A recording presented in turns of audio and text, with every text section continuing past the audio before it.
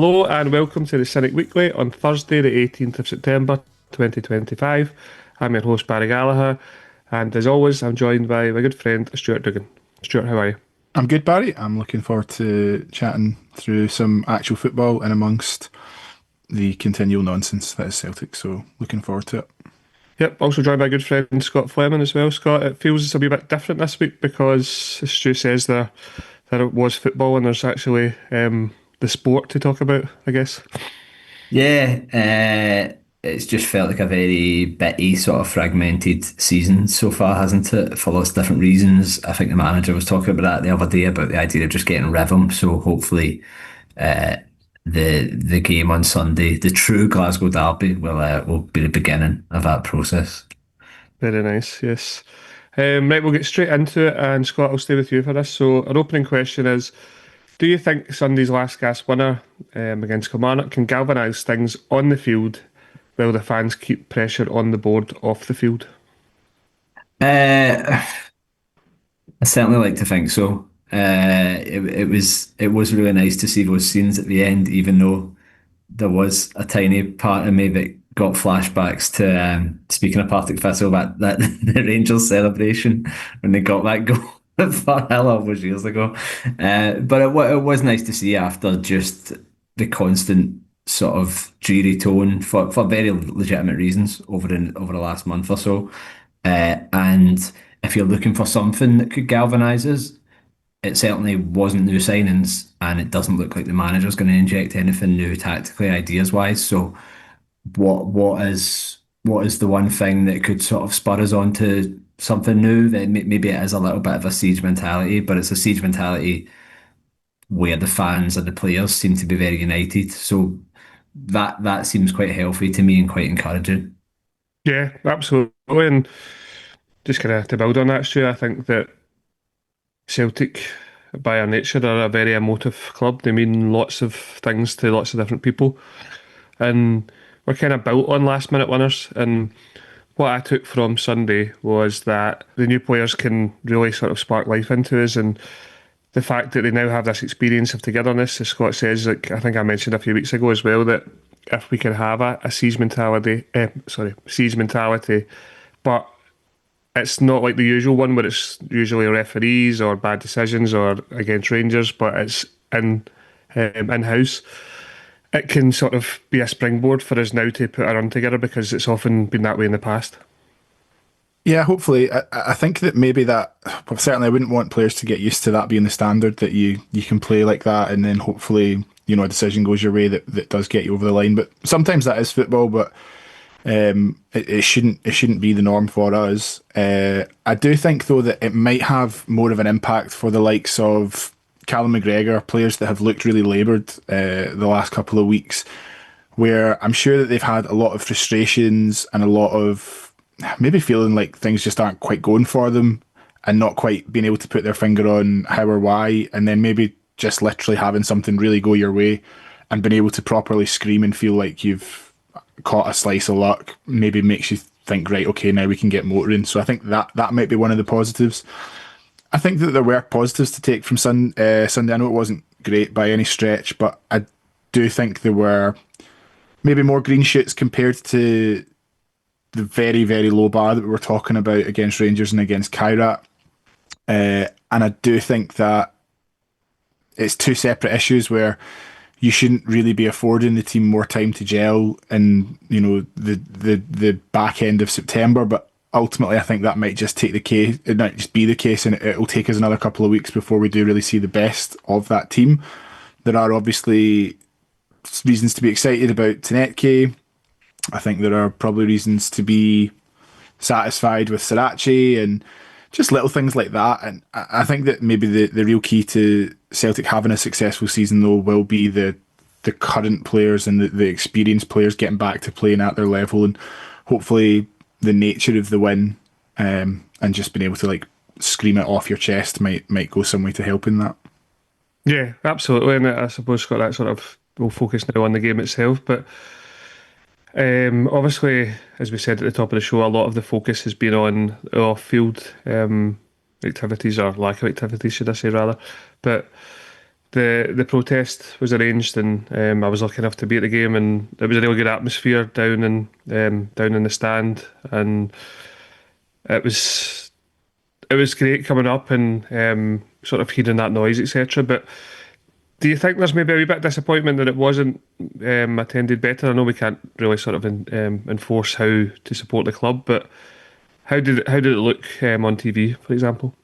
Well, yeah, I was going to ask you about that because as someone who was there, because it is a little bit hard to gauge on TV, and I feel like a lot of the people that are chipping in are fans of other clubs or journalists who are in this instance maybe sort of bad faith commentators. Like I made the mistake of reading Matthew Leslie article earlier on, which was quite dismissive.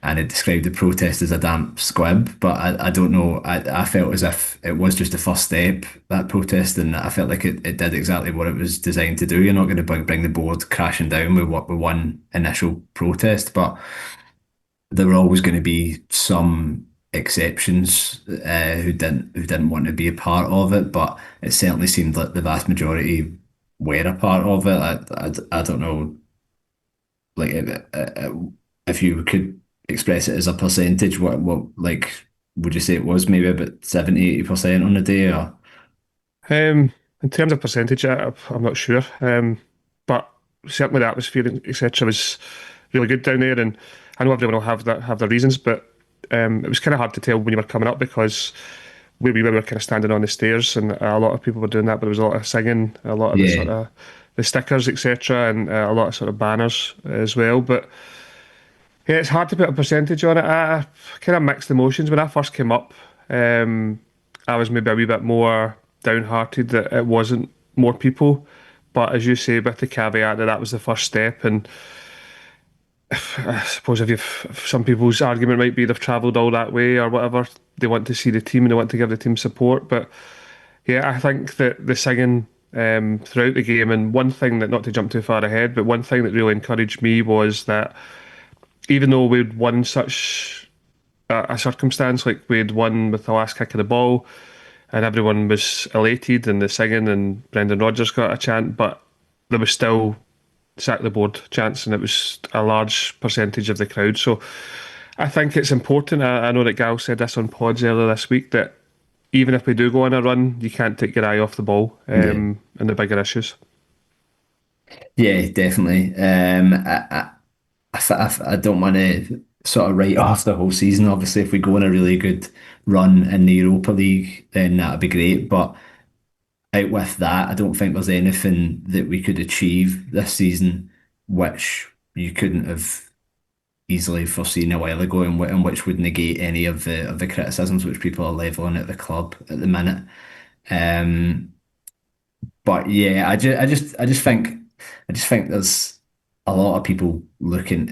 I just think there's a very Scottish tendency of sort of pissing on one another's chips, isn't there? And we're going to see a lot of that from fans of other clubs. There's a bit of it from Kelly fans on Sunday, and it's sort of dispiriting to see that because so many other clubs have been in a situation like Kilmarnock in particular. Can't remember the guy's name. Was it Michael something? But they had a chairman for a long time who were desperate to get rid of and couldn't. So many clubs have been in comparable situations in Scottish football over the years. But suddenly, when it happens to us, there's no there's no empathy. It seems so. So I think, as we said, it's the first step. Hopefully, the first of many meaningful steps, which will eventually get us to where we want to go. But we need to be prepared for that sort of withering contempt, which you're going to get along the way from fans of other clubs, from media, and so on. It is going to be written off as entitled or whatever. There's going to be a lot of that along the way. Yeah, absolutely. Stuart, just before I bring you in, do you know what it reminds me of? Just as Scott's saying there, like people kind of telling Celtic fans what to think. It reminds me of when Celtic fans used to have such this sort of complex about, oh, what will other fans think of us? Like, like, oh, we'll get the best fans in the world, but other fans are going to hate us regardless. So I think we need to look after ourselves, and I take that view for the protests as well. Sorry, yeah, I would agree with that, and I think that you just need to probably have a bit of a thick skin about it because invariably, people, it's very low hanging fruit to refer to a very cash rich club complaining about the situation that they're in, and I accept that, and it's also not ideal, really, that your closest rivals are also now sort of embarking on a similar campaign to try and overthrow the regime that they find themselves under, which is quite funny. I would certainly rather be in our situation than theirs, but that's another story. I think to your point, Scott, there are going to be people that in the mainstream media, etc., that will claim entitled, but I actually think that the way that the Celtic board conduct themselves, that they have probably rubbed enough people up the wrong way that Yeah. you are seeing that narrative coming through. I think of people like Stephen McGowan, who used to be the most pocketed shell that they had, and now he's absolutely reveling in rolling the bus over Desmond and anyone that he can at any time. I think that Chris Sutton has been very, very vocal about it as well, in all the right places where other ex-players perhaps haven't been and perhaps won't be. And I kind of think that that's Sutton almost using his influence, where he's a very big part of Sky's Scottish football coverage, but he's now kind of making inroads into, he does a lot of co-commentary in Premiership games and stuff like that. And I quite like the principled stance of just kind of calling it how it is. So I think that whatever people think or say about the protest at the weekend, it is a first step. I don't think that anyone who has backed that open letter or who's very passionate about the removal and change at this club at board level will be sort of put off by anyone saying anything about it at this stage. And it's important that we talked about it last week. The main challenge is to keep that going, ideally disrupting as little as possible what happens on the pitch and trying to stay with the team and trying to stay harmonious. And it'll be interesting to see what those next steps are. And for people that were at Rugby Park that didn't want to take part, it is a little disappointing, but also I don't think it helps for anyone to chastise them for it, because as you say, people probably do have their own reasons. And I think that the quickest route to it falling apart would be civil war within the fan base. And it might well be that not coming in at the start of games is not for everyone, but there will be something else that those fans actually are quite passionate about, and maybe they are quietly withholding money, or they're not going to go to the Europa League. Do you know what I mean? Like, there could be any number of things. Yeah, in terms of the game itself then, Scott, obviously I don't think I missed very much being outside in the first 12 minutes. I kind of wish we'd stayed out for the whole half, essentially, but it's the less said the better. I don't think it's a very memorable half of football in the history of Celtic. No, I mean, it maybe says a lot about just how low my expectations are of this Celtic team at this time. But I was overall kind of pleasantly surprised on Sunday, just because of the build-up and the conditions in the pitch and all the usual excuses at Rugby Park. But it is somewhere that we've seen much better Celtic teams than this one go there and have a nightmare of a time in recent years. And fair play, that was usually against Derek McInnes Kilmarnock or Steve Clark Kilmarnock, who are probably a more formidable proposition than the current one under Stuart Kettlewell. But I thought they, on the day, sort of coastplayed as one of those teams, and it was all very horrible and physical and focusing on set pieces and all the stuff that usually contributes to us sort of falling on our own sword down there. So the first half was very dreary, to put it mildly. Second half, better. Most of that, almost all of it, actually funneled through Taneke, who I'm sure we'll talk about plenty. But I thought, as Stu says, there definitely was some, cautious, but there definitely was some green shoots there. I think what would worry me, we talked about the mentality to dig out the result at the end, and the sort of feeding off the idea of a siege mentality and all that. What would worry me a little bit is when it goes one each, the team that looks like getting the winner is them to a much greater extent than us. So that period was quite horrible and nervy, and then we get the penalty, which if that was given against us, I'd be raging. But it wasn't, so it's some laugh. Yeah, absolutely. And we got a question actually, Stu. I was going to kind of focus on the. It's funny because I think probably throughout the summer and we spoke about the strength of our midfield, but for want of a better phrase, it's just not working at all, really, is it? And we've got a question here. Let me just get it from. Let me see. It's from Brian. So he said, "Hi Cynics, What are your thoughts on the current midfield three? I would suggest it's currently dysfunctional. While I totally support the manager with regard to the transfer window and the total incompetence of the board, we are absolutely seeing tactical and selection inflexibility. Why must it always be a rigid 4-3-3? Surely there are times when we would benefit from a second pivot beside McGregor, freeing Hatate or Negrin to get further forward. Engels and Bernardo must be wondering what they have to do to get a game despite the poor form of the current three. Ari Negrin, every time I watch him, I think of Turnbull. He seems more of a number 10 to me rather than a natural box to box midfielder. Need more physicality in the middle for Europe. Keep up the good work and hail, hail. Just on that, Negrin is, I know we've kind of joked on here, but he's really starting to frustrate me because I think he is one of these players who will get goals, but he doesn't seem to do an awful lot else. What's your thoughts, Stu? Yeah, I think he's had, it's been a bit of a mixed bag of a start for him. To cut him some slack, some of those games recently when he's really underperformed, he has been playing out of position, and I think that he does belong more naturally centrally. I thought, that being said, I thought he was really poor at the weekend and didn't really cope well with the physicality and the pitch and all like Scott saying, all the classic rugby park things. I think Rodgers is really pursuing with him because I think he really likes the idea of having someone more creative and that can maybe unlock defences and also maybe be more of a box crashing midfielder scoring goals, more like Matt O'Reilly. And I feel like he probably sees Negrin as more of that than Engels or Bernardo, and probably doesn't quite trust Luke McCowan to really nail down that place for his own. That being said, when it's not working and when he's tiring towards the end of games, I feel like he's an obvious player to kind of come out. I think that is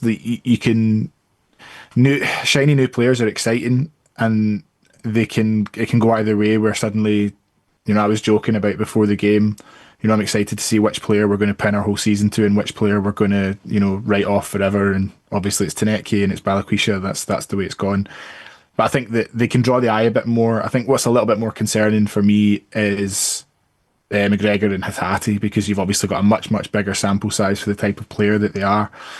Callum McGregor, we've kind of seen performances like this before, and that conversation about, his legs and is he gone and is he spent or whatever comes around every now and then, and he does tend to just sort of disprove it within a couple of games, you would hope.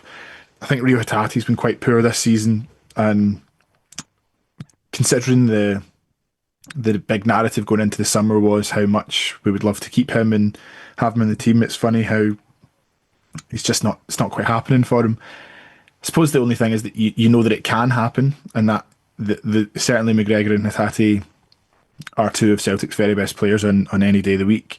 So I guess it's just figuring out how you get the best out of them and how you make that click, because I think functionally it is a big problem. Whether that's one of these things that might click in time, because now you've maybe got settled options in the final third that they'll start to build relationships with and play around, you would hope. But I could see there being changes, certainly on Sunday with the nature of the game, but also going into Europe, because I do think that perhaps someone like Engels would be preferred in a European game than Negrin.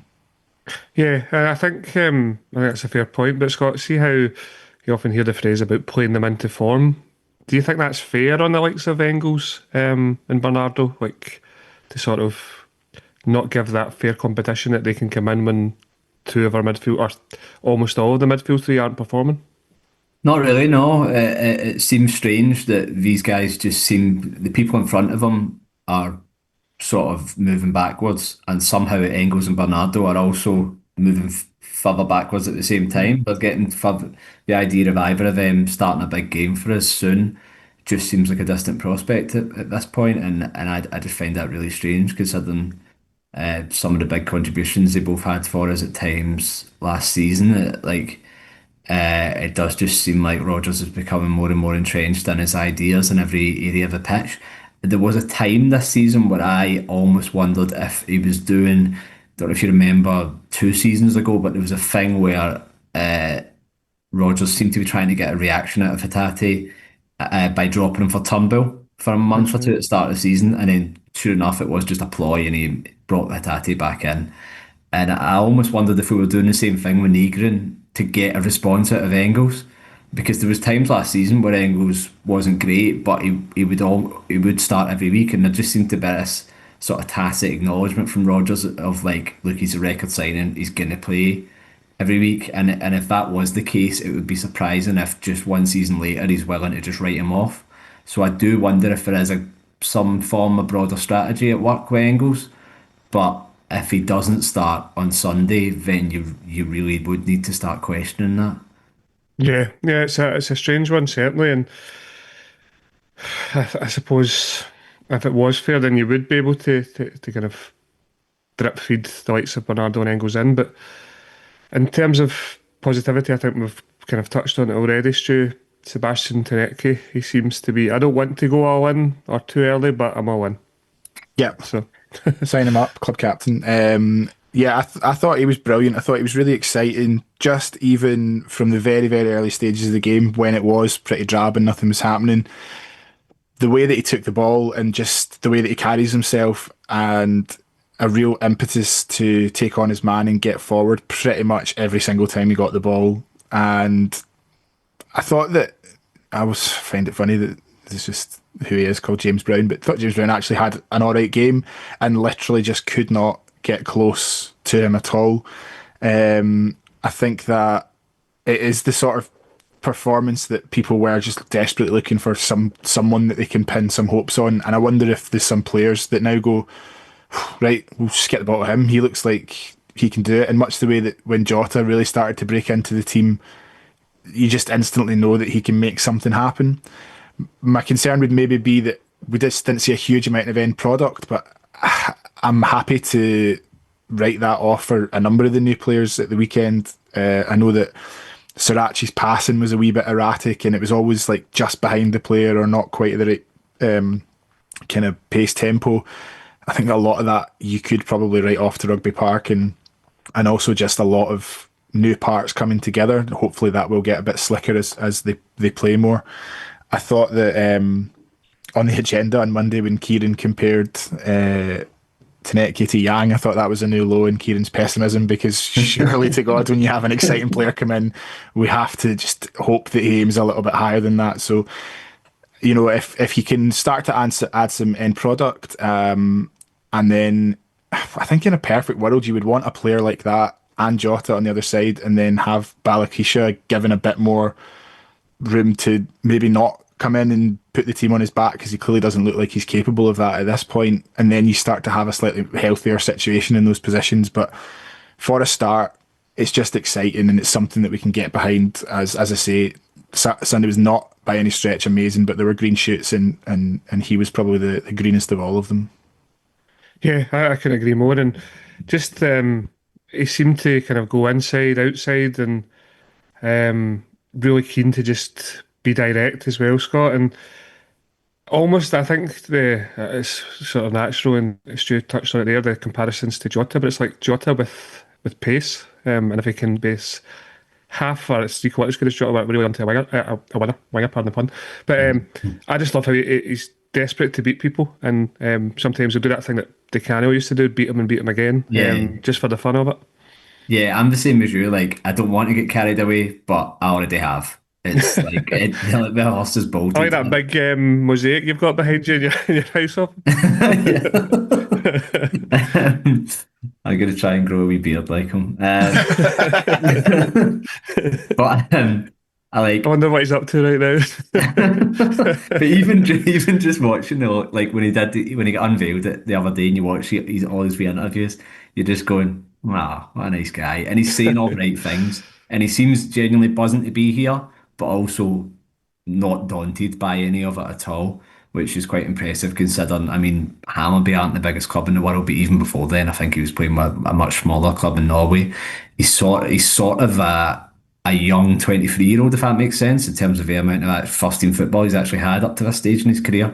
But all the signs are that it's a really exciting signing, and without getting too misty eyed about it, like it is something that's just it's written into the DNA of the club, isn't it? Like Jinky and Aidan McGady and all of these guys.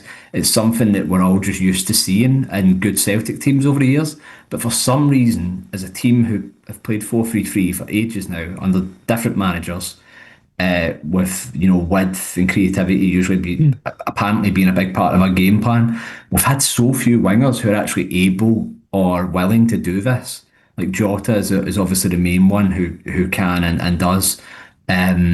But then you've got guys like Abada, like really good player, but it was all just about arriving at the back post and scoring, wasn't it? Dyson has got his own specific thing. And then you've got other guys like, Yang and Palma and so on. A lot of guys who just want to cut inside and shoot all the time, or as I say with Abada, it's just about getting on the end of crosses. So with him, he, as you say, just wanted to run at people and sometimes beat them twice. And it was just fun. It's so long since I think we've been able to enjoy an individual performance as much as that. And yes, important to say it's only one game, but if probably one of the tougher games you could pick for your debut as a sort of lightweight, tricky winger is, Kelly away on that pitch in the pissing rain. So yeah, lots of really encouraging signs.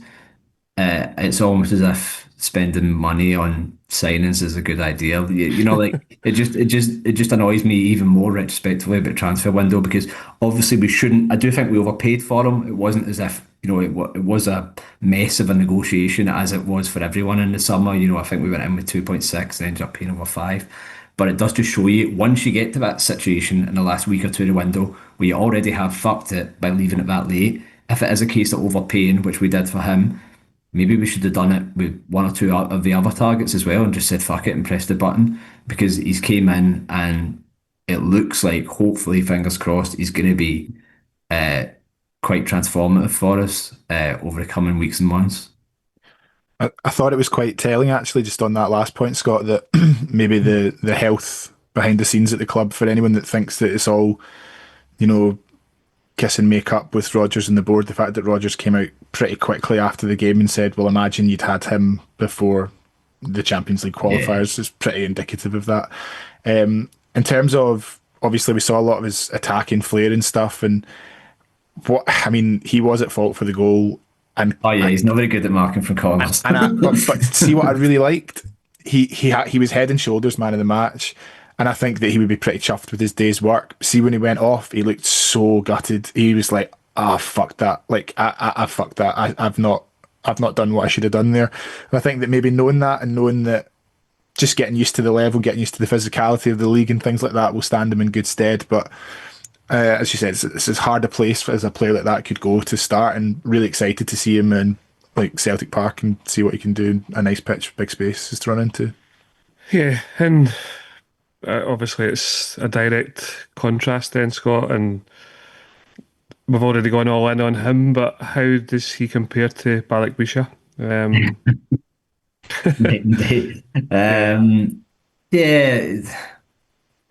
I do just feel as if with Balikwisha, it's almost just like the ball started rolling downhill in terms of a sort of climate of negativity long before the signing was finalised because we just took so long to do it. So I do feel sorry for him in that sense. It's not like, Taneki kind of came out of nowhere.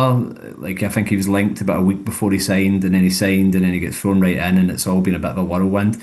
With Balikwisha, it's dragged on, not just this summer, but for, months and months before that. So, and maybe he feels that, maybe that's weighing on his shoulders a little bit, but, and I can 100% excuse the lack of performance at Ibrox and what was just a total non-performance by the whole team.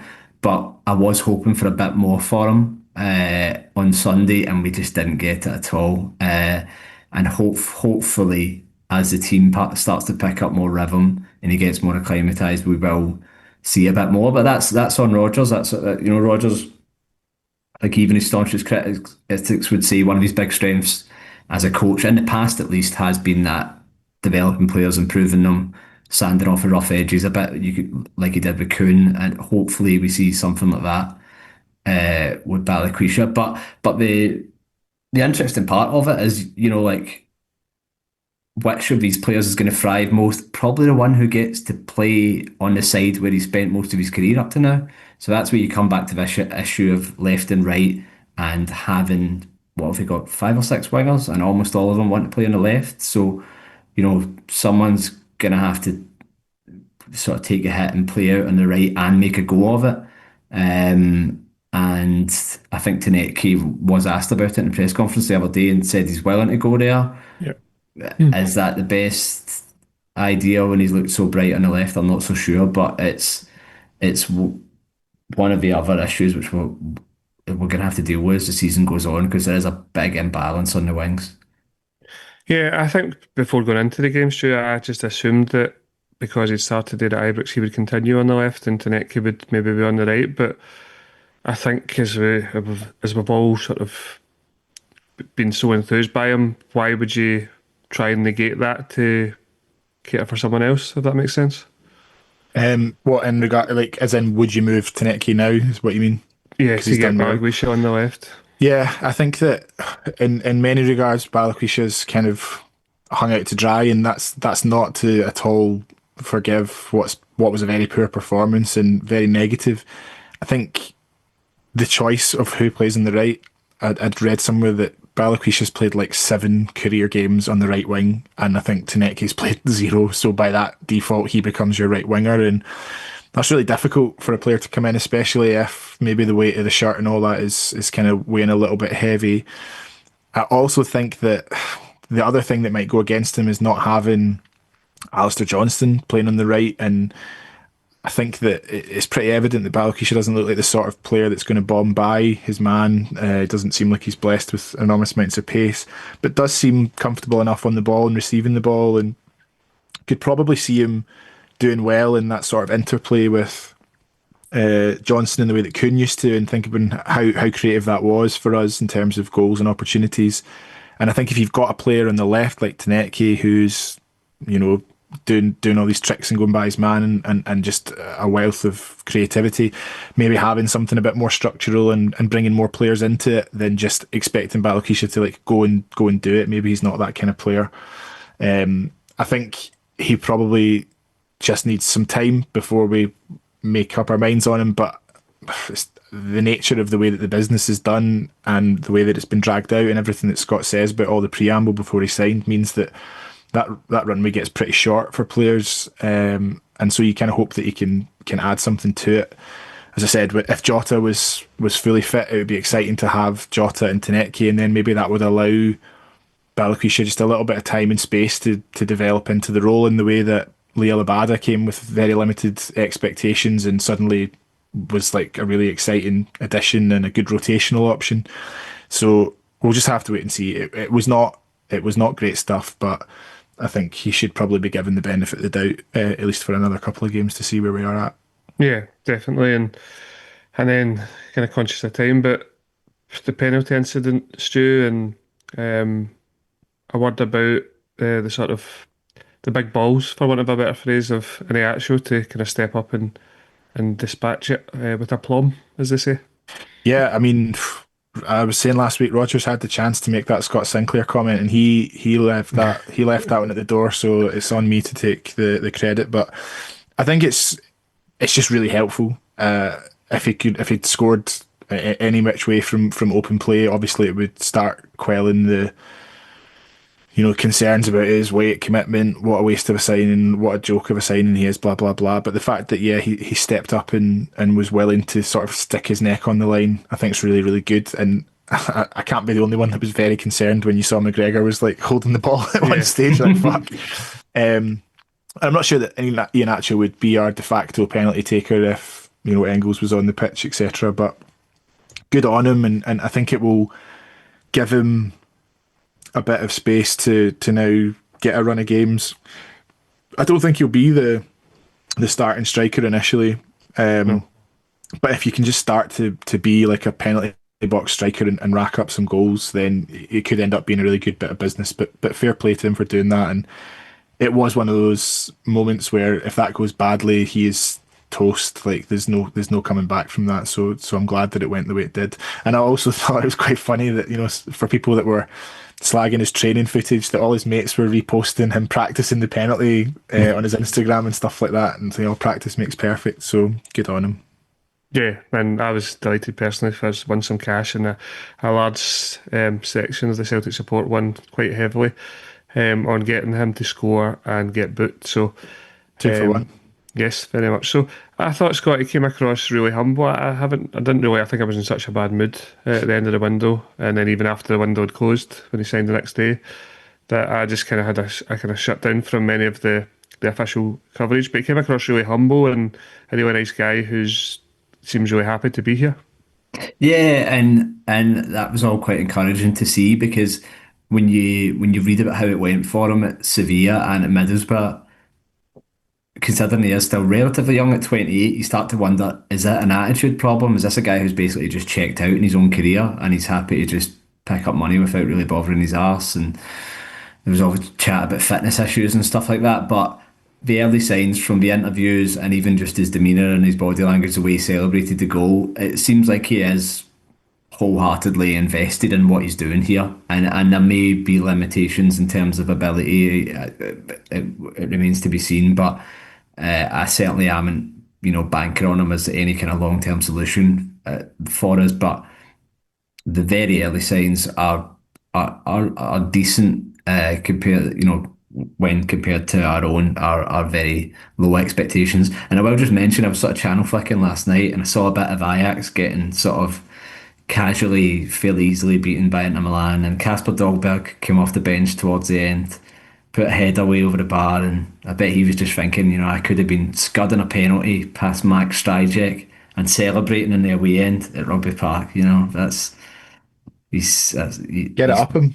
yeah, Do, do you know what I loved as well? Like I didn't even realise because of the carnage when he did score, but I saw the footage of obviously when he gets back on the park and kind of blesses himself. But there was a tweet that says the crowd celebrate again when he blesses himself. What a club! And you do hear a big loud roar when he's blessing himself, and I thought that was really funny. But I think that'll live with him for forever. Really, if he does nothing else in his Celtic career, Stu, he'll always have that. Absolutely. And what I quite liked was that he almost in one entity embodies everything that's wrong with the club, where you've got this guy who we absolutely should not have signed, and his name spelled incorrectly on the back, his top, because we're such a fucking embarrassment. And yet he has this amazing moment where he's the hero and this great connection with the fans. And fair play to him. When you were talking about things that you kind of missed when he signed, I didn't realise how good his goal record was under Rodgers at Leicester. I always thought he was a bit of a bit part player. I knew that he was really exciting at City, Manchester, not Leicester. And then when he moved to Leicester, I thought that's kind of when the decline started. But I don't think that's actually the case. So maybe it is, you do just get these connections with some managers and players that can get the best out of them. And you saw how excited Rodgers was in that training footage to sort of reconnect with him. So hopefully he knows how to use him and get the best out of him. And he can at least contribute this season. Yeah, definitely. And there's not a great deal of news around, but Scott, did you see the rumoured new badge for the anniversary of Lisbon next season? yeah, I saw it and I thought that looks quite smart. And do you know what? All is forgiven to the board. Yes. Um, Sorry, but no, you're right. Yep. no, it's always sort of an easy tap in, I suppose, when it comes to Lisbon stuff because it is the greatest achievement in the club's history by a mile, and we do we do always love reliving it. It's something that still gets sung about in every home game to this day, and you also can't go wrong with the branding of it, with, like the green and the gold, and even just translating words into Portuguese. Makes it look kind of classy. I remember in another life, I was working at the Celtic Superstore in 2007 when they launched all the Lisbon range, and it was all really smart. Is Um, that all the Nike stuff? That was brilliant. yeah, That stuff. yeah, with Yeah. tracky tops and all that, and Yeah. it was dead nice. Yeah, I suppose no one really wants to be seeing it at the moment for with the climate being what it is, because people will look at it and think, well, this is another thing that the board want to do to sort of distract us from the real issues and just cash in. But yeah, it was quite nice. Yeah. Yeah, it all reeks of £90 anniversary fourth kit that they don't wear at all. So hopefully they've long since ousted the board by the time it comes out, so that we can all buy it Yeah. in good faith.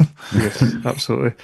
Um, Another man who, speaking of wingers who can't really beat anyone and don't have a lot of pace, Lewis Palmer has been in the press this week, talking about how things started to turn sour. One thing, Stu, that he said about his first season, everything seemed to go well. I scored 12 goals and 13 assists, and I'd kind of forgotten that. I know that most of the goals he scored seemed to be screamers, and he did score a couple in the Champions League, didn't he? But it's almost as if he's doing like a sort of PR piece to say like I'm still here and I haven't gone away, but just go, please. Who's asking him that? That's what I want to know. I Like, kind of what? feel like he's just grabbing journalists whenever You he there, can. boy? Do you write for an international football blog? Yeah. Am I right in thinking that he's on so he's on loan, but it's with an obligation to buy? I think you might be So he's right. essentially gone. Yeah. So I don't know why he's just talking out loud. Yep. Out of sight, out of mind. So, but not out of earshot. Annoyingly, it's just Yes. Yeah. Yeah. Um, just kind of briefly, Scott, Rogers has been kind of praising Dyson's attitudes, and he's a great guy, and it would have been easy for him to kind of have his head go down. But we haven't really spoke about the first goal, really, but it was there's nothing better than a diving header, I think, and a really good cross from Srirachi. But a word on Dyson, do you think he will just sort of knuckle down in between now and January at least? Yeah, I think so. I think that's sort of the sad thing about the situation that's developed with Dyson is we always do just sort of take it for granted that he'll knuckle down. It's almost as that, or that he won't kick up too much of a fuss when he's trying to force a move and stuff. It's like I think we almost use his good nature against him at times, and we just take it for granted. Like I know some people were a little bit annoyed when he went and spoke out the way he did on international duty, but to me that just illustrated how badly you've fucked it as a football club if you've annoyed the most placid man in football to that degree, where he does just sort of sound off in an interview with the Japanese media. But yeah, I think anyone who had any doubts about his attitude or his commitment, you saw the way he celebrated the goal, and it might not be as easy as I'm just saying, right, the window's shut now, I'm going to be as good as I was last season. It might be a slower process than that. But yeah, I certainly don't think we'll have too much cause to question his work ethic or his professionalism or anything like that. And as you say, it was a really good goal, really good cross from Srirachi. I can't remember, it's not the kind of cross we see very often from Celtic fullbacks in recent years. It's more a case of trying to get to the byline or whatever. Like, even just to have the idea to cross from there, I think it totally caught out the Kilmarnock defence, and Dyson stuck it away really nicely. Yeah, a fantastic goal, and I think Stu, the fact that it was soaking wet, just kind of the ball kind of just skids off the ground, etc. And yeah, it's as Scott says, it's not the type of goal you see a lot these days from Celtic. no. And I think that, I mean, it's certainly the combination of players. It's worked out perfectly because obviously all three were just about to get hooked, and I worry that if Srirachi hadn't had that big involvement, he would have probably felt a little bit of the write off sort of bus coming for him. When in general, I thought he was pretty good. As I say, he looked quite kind of adventurous and willing to sort of take the ball and invert. And I think his passing was just a bit inaccurate, and hopefully he can tighten that up. But really quality cross. And then Maeda was getting hooked as well, but he got to stay on after the goal. When you're talking about the weather and stuff, Dyson's hair at the moment strikes me as a man who's not been focused on, or he's had maybe some bigger things going on in his life. So hopefully he can tidy that up. His reaction to the goal was brilliant with the badge pulling and pumping the shirt and all that. But I thought that maybe the most interesting part of all of it was Rogers afterwards, who said he didn't think he was very good. And Yeah, I you get wondered, given an invitation to praise him, and it's like, just take it. yeah, I wondered if it was like a little bit of a just you're here now, so like toe the line. And I completely agree with Scott. I don't have any doubts about his work rate, and I certainly don't even begrudge him sort of speaking out, because for Rodgers to come out and say that he's known about that situation since February, and to not be in a situation to allow him to leave and have an adequate replacement is just an absolute disgrace. But I wonder if you combine what he said afterwards with the whole notion of, like, while you're here, your wages will be in the bank from Celtic. I wonder if he's seen changes in him or what's been happening. But it'll be interesting to see how he manages that. I would hope that it's just a moot point until January. And then, to be honest, I would also hope that he goes quickly in the window and that there's a replacement lined up quickly, because everyone knows about it and it's going to play out so openly that you don't want that to be a circus. Just get it done and go with the best wishes. Yeah, that it was so frustrating to hear that Rodgers had done about that since February, but that coupled with the question that they always ask new signings, and they asked Taneke, how long have you known about Celtic's interest? Oh, fucking months, man, ages. I'm like, maybe don't ask them that question when we're feeling so uptight about things. And with that, we'll go to a question from Liam. He said, hello, question for the weekly, if not too late, please. Only just caught the transfer window pod, and I was surprised at how big a thing it seems to be on players wanting Champions League football before they'll sign for you. If that really is true, that makes me much more sympathetic to the late strategy than I have been, to be fair to the club. Would you rather sign players of a lower quality to get them in earlier, or do you think we should keep that waiting approach? Scott, what's your thoughts on Liam's question there? No, I mean, there's a lot of footballers out there. I'm sure there's some of them. That was certainly the chat about Stengs, wasn't it? The idea that he was waiting to see what happened in the Kairat tie and then he'd make his mind up. I'm sure there's some of them that maybe draw that line in the sand, but I'm sure there's a load of other ones like Taneki who couldn't really care less and just want to come and join us. Um, like Europa League football is still exciting for a lot of players. I look, I don't think there'll be anyone in our squad who isn't looking forward to playing teams of the caliber of Roma, of Feyenoord, and so on. So no, I don't think that's any kind of. I mean, we've said it before in pods in recent weeks. Like the board should not have been so fixated on certain targets without having adequate backups. Like we never ever. Like, should have got ourselves into that situation in the first place, and it was just a mess. And I don't think there's any way of watering that down or excusing that at this juncture. Yeah, I would go along with that as well, Stuart, that I'm not going to give any benefit of the doubt to the board whatsoever. No, because on top of, like, the whole waiting on some players that want to play Champions League football, trying to cram that amount of business into 5 days when they were well aware of the situation with Maeda, and then look at the likes of Johnny Kenny, look at the likes of Shin Yamada, Inamura, Stephen Welsh, all this like flotsam and jetsam of the Celtic squad that just literally weren't able to get their moves because we were trying to do too much in too short a period of time. And I think that surely, given the year-on-year approach that we do this, you must understand how stretched you are and that you won't have the resources and time to do all the things that you need to do. And similarly, if you're talking about getting a better caliber of player, there's absolutely no guarantee that you get a better caliber of player by waiting a few days. We certainly didn't last year with regards to, the Ida deal and maybe the Trusty deal. These are deals that you're coming off on the wrong side of because you've waited so long.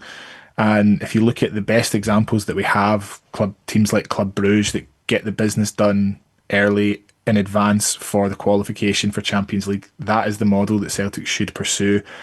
And if they need to change their scouting parameters whereby they're either targeting younger players or players at maybe a club level below that coming to Celtic is the chance to get them, then that's how they need to adjust their strategy. And I think it's fine to have one or two players that you're going to add, but you can't leave yourself with 4 or 5 gaping holes in the squad and just claim that you're waiting for Champions League players to come in, because it doesn't ring true. And lastly, I just literally wouldn't believe anything parroted out of the club regarding transfers and how difficult they are to conduct, because every other club in world football does it except us. Yeah, absolutely. We'll turn our attention now to Sunday's fixture, League Cup quarter final against Partick Thistle on Sunday, 3:30 kickoff. Scott, do you think this is an opportunity to change it up a bit? I know we spoke earlier about Engels and Bernardo, but do you see many more changes? Do you think we'll see the likes of JSP, God rest him, or, or Um, any of the other sort of fringe players?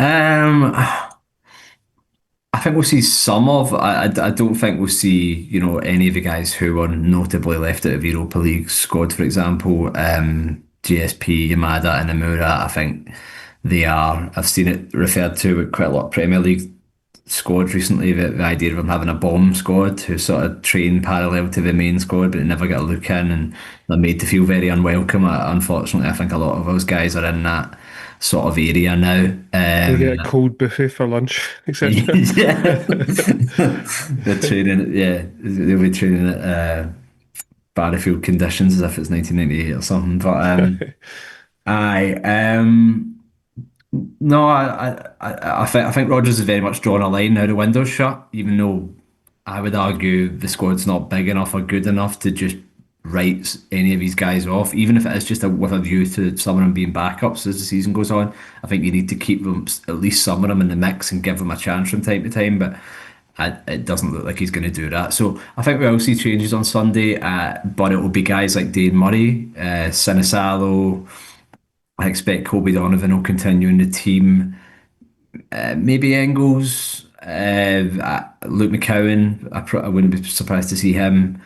Um, I suppose the interesting one is who do you start up top, and would he do with the wingers as well? Certainly in the case of Balikwisha, I would just say, okay, here's quite a low level beatable opponent. Start him and just hope that this would be the one where he sort of sparks into life. But um, yeah, I think we'll definitely see quite substantial changes, but not the changes I would want to see, and not the changes probably a lot of Celtic fans would want to see. Stu? Yeah, I think that I feel kind of similar to Scott. I think that you're not going to have like Shin Yamada brought out from the cold to suddenly start up front. I think that it's a good opportunity to, if he's fit enough, get Ian Acho to start, give him 60 minutes, and then probably have Johnny Kenny or someone come and deputise, because you would hope that it's not the sort of game that you need to risk a Daisen Maeda, or certainly playing him as a striker. The same with Tierney. With the game on Wednesday in mind, I probably wouldn't be risking trying to get 60 or 70 minutes out of him, and just maybe keep him ticking over, get Srirachi more minutes, get him kind of up to speed. I think the midfield will probably see some changes. Definitely want to see Engels. It'll be interesting to see whether McGregor plays or not, because again, it's the sort of game where you probably could rest him, but it's just whether he trusts someone like Bernardo in there. And then it'll be interesting to see.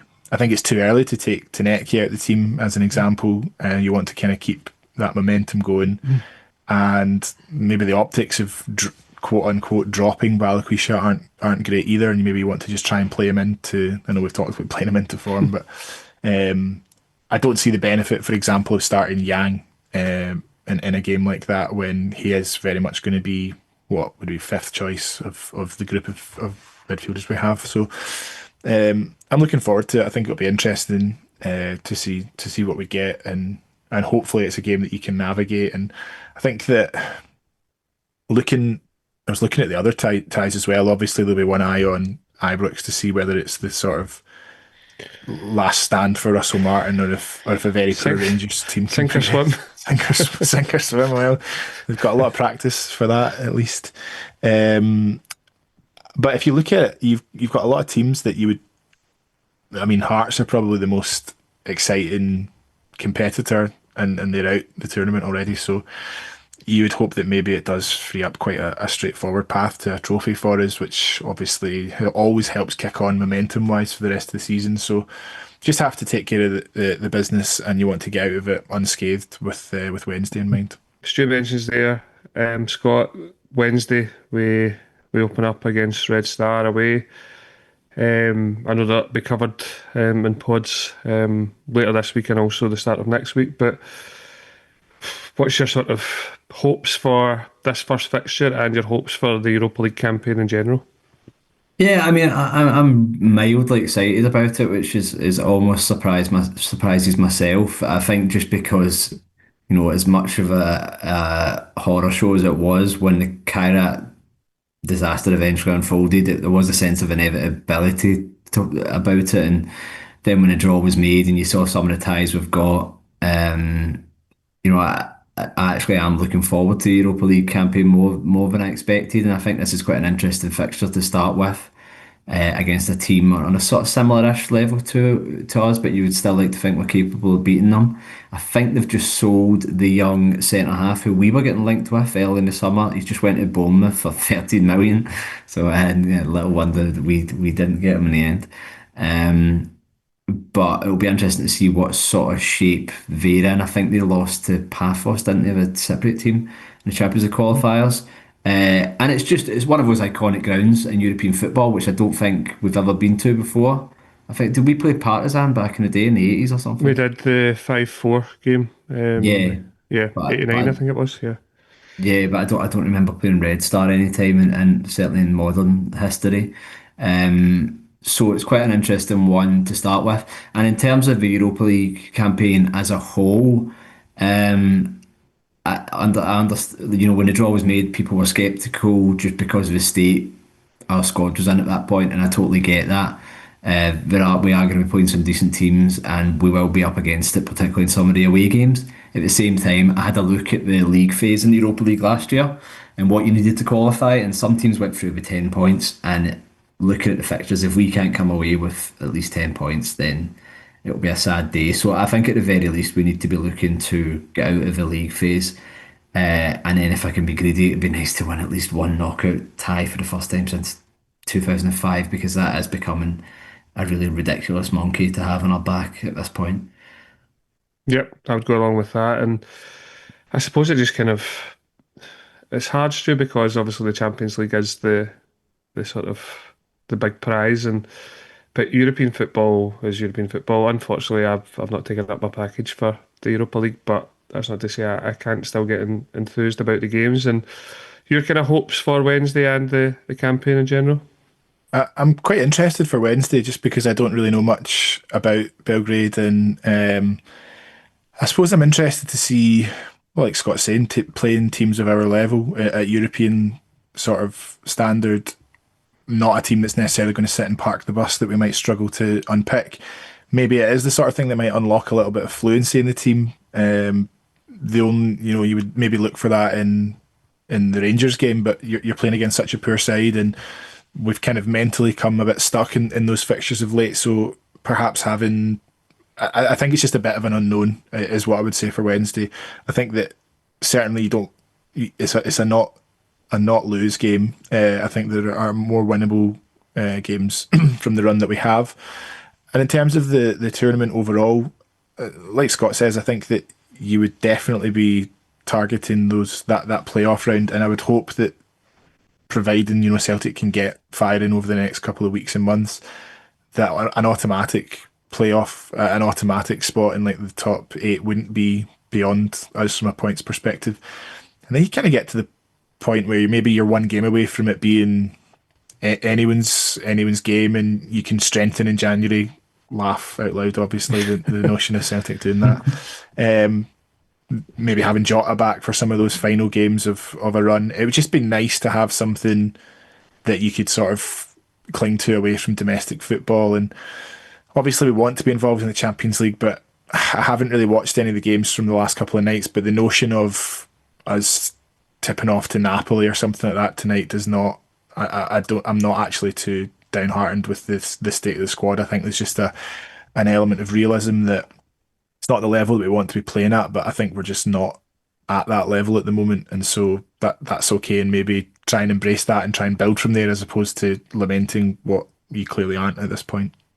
Yeah, I think that's kind of excellent points. And yeah, probably when you see some of the powerhouses and how they've started, etc., I know there's some kind of good fixtures just kicking off as we speak. And yeah, it's maybe more our level, but as long as we're competitive, I think we'll leave it there tonight. Stu, thank you very much. No worries. Thanks very much. Great to see you as always. You too. And Scott, thank you. Thanks for having me. No problem at all. So this has been a Cynic Weekly. I've been your host, Barry Gallagher, with Stuart Duggan and Scott Fleming. Sack the board and we'll speak to you down the road.